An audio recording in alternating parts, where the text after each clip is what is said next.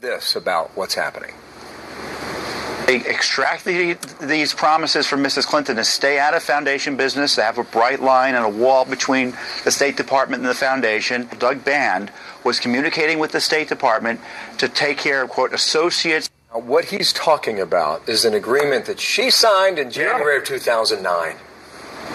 And there's no evidence. Keep the business apart. Right, and there's no evidence. Hasn't the President of the United States been asked, frankly, by anybody, what he believes, what he thinks, how he feels, that his Secretary of State for 4 years kept a private, unsecured, non-government server exposing America's most sensitive secrets and was essentially running her own rogue intelligence service through her old henchman, Sid Blumenthal, who President Obama specifically said you cannot hire in the State Department. She turned around, hired him anyway through the Clinton Foundation, and signed this agreement with his White House saying she wasn't going to commingle the foundation work with the State Department work. How come nobody has asked the president how he feels about that? Any other president would have been hitting the roof that their Secretary of State was guilty of insubordination. We probably found out at the Pentagon press conference last week, and half the questions were about Donald Trump. Nobody has asked Obama this, and now we find out his DOJ, his Department of Justice, has blocked the FBI from pursuing these questions. Given the White House ideas, Donnie Fowler, Clinton administration from Special Report last night in Rich Edson's piece.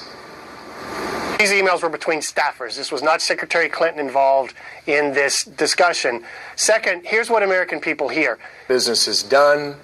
Nothing out of the ordinary. Well, I did say what Mr. Nobody has asked President Obama that question. Now, maybe he knew all along she was doing this and didn't care, but I think that the question should be asked. Any other American president would be furious. I think it's a fair question, and I think it's obvious that he knew there was a conflict of interest from the very beginning. Otherwise, she would not have signed the form going back to January of 2009. More to come with you, and you as well. Great, thank you. Thank you. Monica. All right, coming up, Hillary.